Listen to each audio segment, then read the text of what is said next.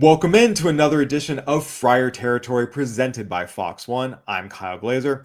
We have a very special show for you today, taking a look at the Padres prospects in the Arizona Fall League with a check-in on their progress.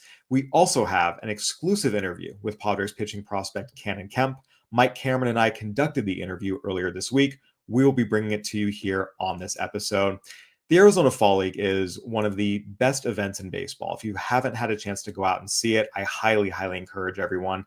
It's an opportunity for all the best prospects in the game to play on the field at the same time. You see so many future stars going against each other. And in a lot of ways, it's really the first time most people get a chance to see the next wave of Major League Baseball talent. Vladimir Guerrero Jr., Ronald Acuna Jr., all these guys played in the Fall League, made big, big impressions there, and used it as a launching pad to Major League stardom. The Padres have sent 8 players to the Arizona Fall League this year with the Peoria Javelinas, 5 pitchers and 3 position players. And so far, most of them are off to pretty good starts. Again, the Fall League is a 6-week season. There's a lot more baseball to be played. But on the whole, Padres prospects are showing very, very well, matching up against the best prospects in baseball. Starting on the pitching side, Kannon Kemp, who is our guest later today, he's off to a nice start, 2 innings, 1 run allowed, 4 strikeouts. And it's particularly impressive given that Kemp finished the year at low A like Elsinore. He's facing a lot of guys with AA and AAA experience, so certainly a nice start for him. Carson Montgomery, the Padres' top pitching prospect participating in the Arizona Fall League, 5 innings, 1 run allowed, just picked up his first win on the mound. Johan Moreno, another reliever, is averaging more than a strikeout per inning. Tucker Musgrove has made 2 scoreless appearances out of the bullpen. Michael Marias, the other pitcher on Peoria, had a rough outing the other day, but he's a very talented pitcher. The Padres are very, very high on. And on the position player side, you have some really, really good early performances as well. Ryan Jackson, a shortstop, is hitting .364 with an 1107 OPS, a double and 5 RBIs. He is off to a red-hot start in the AFL. Braden Carpathios, an outfielder, is getting on base at a .423 clip. Lamar King, one of the Padres' better catching prospects, is off to a 1-for-14 start. Again, it's early. We'll see if he's able to heat up.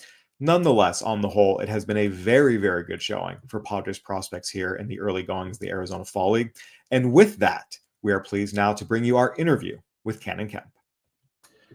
All right, we are pleased now to be joined by Kannon Kemp, Padres pitching prospect, just wrapped up his first full season and is currently pitching in the Arizona Fall League. Kannon, thank you so much for joining us. We appreciate you coming on.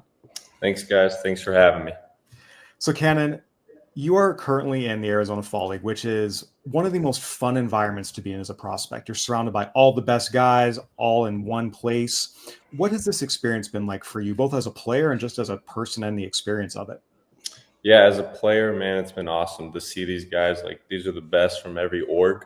It's been awesome to see how they go about their daily routines. You know, we had our first week of games. That was awesome to see, like, just guys go out and compete. On the personal side, building relationships with these guys. All these guys are great people. Like, I feel like you don't get this far without being a great person. So it's been great to meet all these guys and build relationships. Hello, Kannon. This is sir. Mike Cameron, man. I'm ex-former Padre. I meant Padre, obviously. And, one of the things that you do as you become a big league player, you get a chance to get a sense of you seeing draft picks come in now and these guys come in. So what's one of the biggest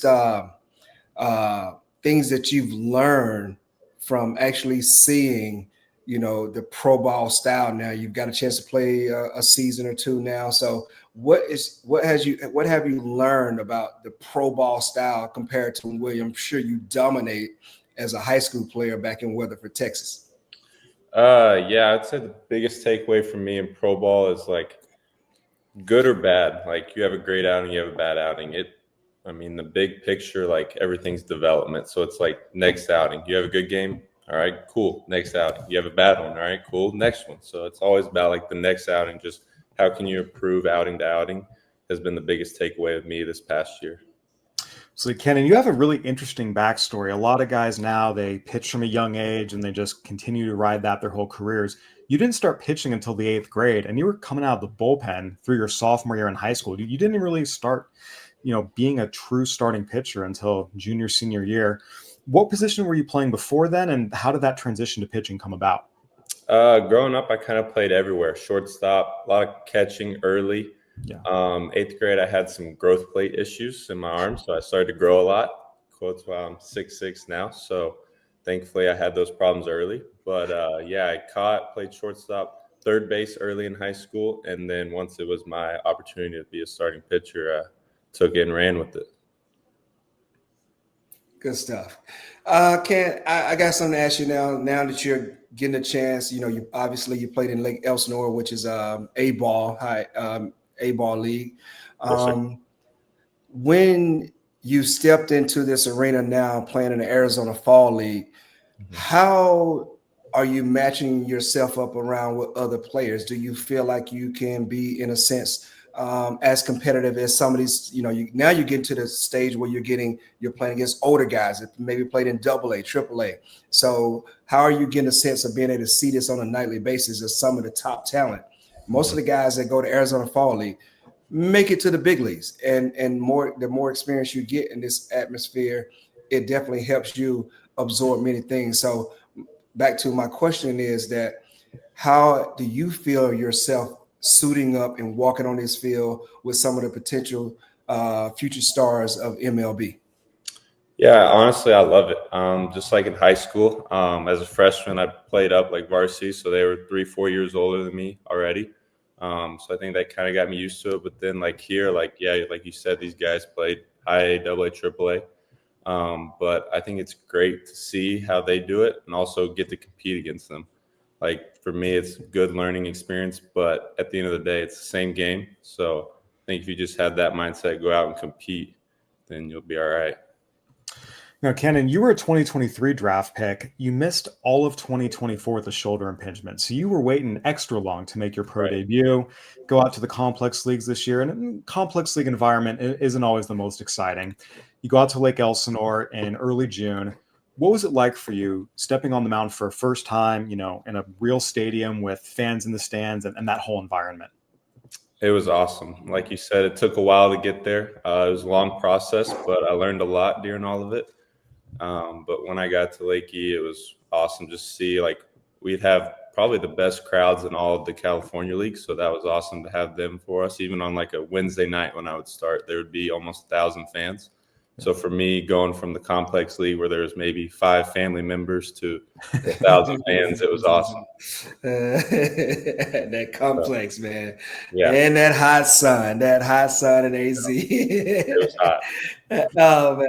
Hey, so now that you have got a chance to experience that, your first debut, obviously in Lake Elsinore, the adjustment of wanting to have the results that you're looking for right now. How do you feel about that? How is that coming along? Obviously learning different things, and you now being being a pitcher. How are you adjusting to like the results? Or you're still trying to get a fundamental basis as to what you are as a pitcher?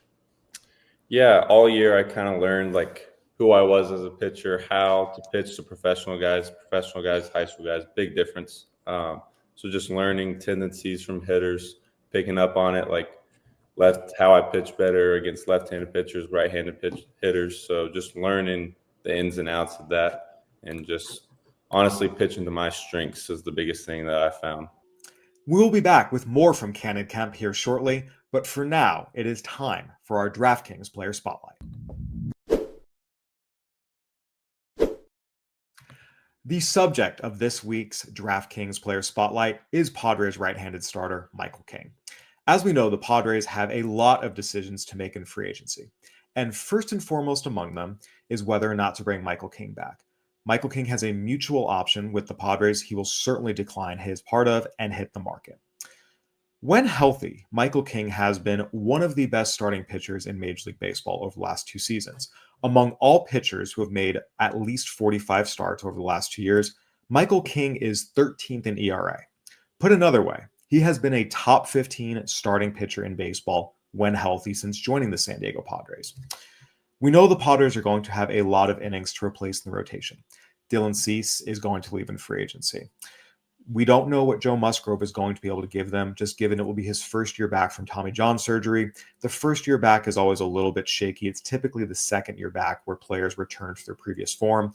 You feel good about Nick Pivetta, given everything he did this year, but you don't know if Yu Darvish is going to come back either. He is contemplating retirement. So realistically, the Padres rotation right now is Nick Pivetta up front, which you feel pretty good about, Joe Musgrove coming off of TJ, you have Randy Vasquez and JP Sears. There are some other guys that can fill in, but realistically, for the Padres to be a World Series caliber team, as they have stated they want to be, they're going to need more frontline pitching. And that is where the decision to re-sign Michael King is going to be a big one. As we have talked about, the Padres have a lot of offensive needs after finishing 18th in runs scored and 28th in home runs, and most of their resources realistically need to be allocated to that offense. At the same time, you need those innings. The question is, what will Michael King get in free agency? Generally speaking, when you look at all of the pitchers who have performed to a similar level as him over recent seasons that have hit free agency, the cost is typically between $170 million and $220 million over 6 or 7 year contracts. The Padres have a lot of backloaded contracts for veteran position players. Manny Machado's salary is going to jump by $8 million this year and then go up to $39.1 million, so another jump of what will be $14 million in 2026. Fernando Tatis Jr.'s contract is only going to keep going up. Jackson Merrill's contract is going to keep going up with his extension. The Padres, of course, are not in the best financial situation. And the question is, does it make sense for them to add another long-term contract that ultimately will limit their ability to add complementary players down the road? It just comes down to what the Padres want to do. If they are prioritizing winning right now and they'll figure out the future problems in the future, bringing back Michael King makes a lot of sense. If they feel like they have too much money tied up in future years and they want to contend for the long term, not just the next year or two, it's a much, much more difficult decision. Ultimately, Michael King's free agency will be one of the most fascinating to watch for the Padres this offseason. Again, you have Luis Arraez, you have Dylan Cease, you have Robert Suarez. All of them are going to be free agents. Suarez, of course, will opt out of his contract. But Michael King is the one that, if the Padres are going to bring back someone, he would be the top priority. It'll be very, very interesting to see, A, how much he gets, and B, whether or not the Padres feel like that's the best investment of their resources, or if they put it toward ultimately what they need most, which is offense. This has been another edition of the DraftKings Player Spotlight. We will have lots more from DraftKings. I encourage everyone, check out what they've got going on right now. It is NFL season, and there are a lot of great picks to be made. Football is back, and so is your shot at big wins. With DraftKings Pick 6, the official daily fantasy partner of the NFL, your game day instincts can score you real money. Here's the play. Just pick more or less on 2 or more player stats and unlock the upside every snap brings. The better your calls, the bigger your payout. And here's the kickoff bonus. New DraftKings customers get $50 in bonus picks with just a $5 entry on your first pick set. This season, play your player instincts. Download the DraftKings Pick 6 app now and use code FOUL. That's code FOUL. Play just $5. Get $50 in Pick 6 bonus picks. Make the call. Ride the upside. In partnership with DraftKings Pick 6. The crown is yours. Gambling problem? Call 1-800-GAMBLER. Help is available for problem gambling. Call 888-789-7777 or visit ccpg.org in Connecticut. Must be 18 and over. Age and eligibility restrictions vary by jurisdiction. Pick 6 not available everywhere, including New York and Ontario. Void where prohibited. 1 per new customer. Bonus awarded as non-withdrawable Pick 6 bonus picks that expire in 14 days. Limited time offer. See terms at pick6.draftkings.com/promos. Absolutely. Cannon, you went out to Lake Elsinore, had a few good starts early, and like every player, there's going to be ups and downs. Had a couple of rougher starts there, end of July, early August, but you managed to finish really, really strong. What were some of the adjustments you made over the course of the season? Honestly, from once I got to Lake E to the end, I just kind of stuck with my routine, stuck with my plan, attack hitters, be aggressive in the zone. Even when things really didn't go my way, I just stuck with that, and I think it worked out at the end. Good stuff. Good stuff. You know, my thing is, you know, as you get a chance to do those things, you know, the physical demanding of a professional season, what are some of the things that you had to maybe change or incorporate to allow yourself, as you're still 20 years old, so you're still growing some. So How have you tried to do some things behind the scenes, like in the weight room, to make adjustments to what you're trying to achieve as your starting pitcher, right? Yes, As a sir. starter, Yeah, as a start. starting pitcher, now you get a chance to have for 4 days off, and you're preparing for your body for your next start. So, what are some of the things that you've had to do since your high school days into pro ball, and coming back from an injury to allow you to go through a professional season?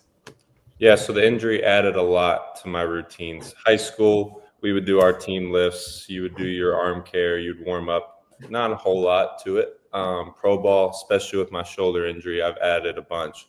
Arm care, weight room, running, conditioning, added the whole thing. So I think just after each outing, kind of going back to what I was saying earlier, next outing mentality, having that, like, you got to get ready for the next outing. So it starts after you make that last pitch on a Tuesday. You're getting ready for next Tuesday. So Wednesday morning, you're back at it, running, doing your arm care, just getting after it, getting ready for the next outing.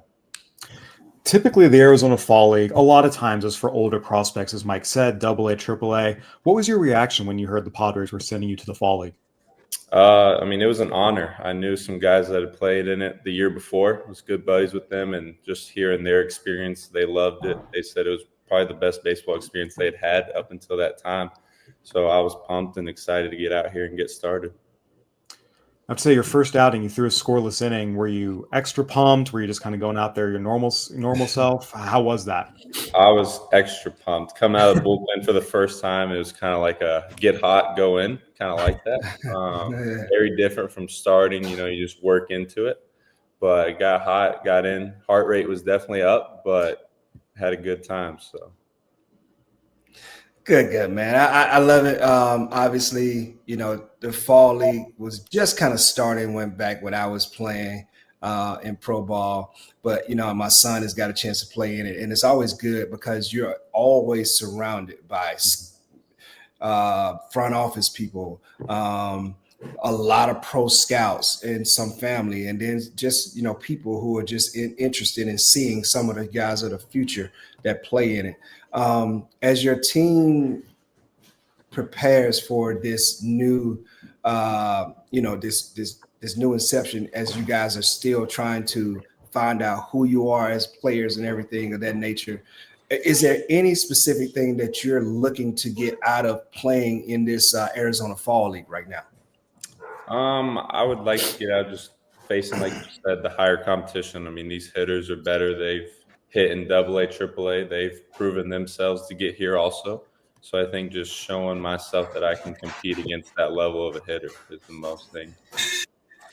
Ken, and a lot of times, whenever there's a scenario where you get to play with and against guys, from all different organizations, whether it's the Futures Game, the Fall League, there's always someone that you're kind of excited to see. I know a lot of players, as soon as the rosters come out, they see all the other rosters, they want to see who they'll be facing. Was there anyone in particular that you saw was going to be in the Fall League and you were excited to see? When I first found out I was coming here, Rhett Lauder was the name that stuck out to me. Guy that had debuted, had success in the big leagues. Once I heard that he was playing with the Javelinas, I was really excited to see that. Just see how he goes about his day, see how he prepares from start to start is something I was really excited to see. I mean, I just wanted to follow that up, as Kyle said the same thing. Like, there's a brotherhood amongst everyone in all aspects in the game of baseball. I wanted to know, have you been able to pick some of the older pitchers' brains as to how they've been successful, what they've done with their failures, and maybe a pitch that you're trying to learn, or a different pitch shape, or you guys are in general contact or in communication as to what you're trying to do to add to your repertoire to make you a much more dangerous pitcher in yourself? Yeah, I would say I'm always learning. A lot of these guys are older. They've done it a lot longer than I have. Some of these guys are in their fourth, fifth year of pro ball. So it's really good to listen to them in the bullpen. I think bullpen talk is really good. Goes a long way. You're out there for 9 innings, but you can learn a lot. So there's some guys from the Reds that bring a lot of good advice. They've been in the bullpen their whole career. So just listen to them, taking little things away from them, pitch grips, pointers on the mound, anything you can get from them has been really nice. Great stuff, Kannon. Well, thank you so much for joining us today. We really, really appreciate it. We look forward to seeing what you do the rest of the AFL season with the Peoria Javelinas. and of course, as you move along in your pro career next season. Awesome. Appreciate y'all, guys. Stay healthy, my friend. That's the plan. Thanks, sir. Let's hit this week's Arena Club slab pack pull. We opened a Ruby. We went big. We did. $250 pack. That was, you know what? The nerves got me. I think it was so exciting because the motion, it waits about 4 or 5 seconds for the card to come up. Card that I got was over $300, a prospect from the Mariners. And for me, I love the card. I thought it was great. And guess what? I sold it back. Yep. And now I got a little more money, and now I can go buy another one. You have to wait a couple minutes afterwards. And this is the excitement of the whole thing. Put your money where your mouth is and have fun with Arena Club. You can see that big smile on Todd Father's face. Lazaro Montes, who's supposed to be good. He's Baseball America top 3. He's in the Mariners organization. But Todd Father sometimes thinks prospects are suspects. Sometimes. So he's going back to the well, and we'll see what he gets next time. Use the code FOUL, F-O-U-L, at arenaclub.com/foul if you want to get in on the first slab pack experience and get 20% off or 20% off your first card purchase. Welcome back to Friar Territory, presented by Fox One.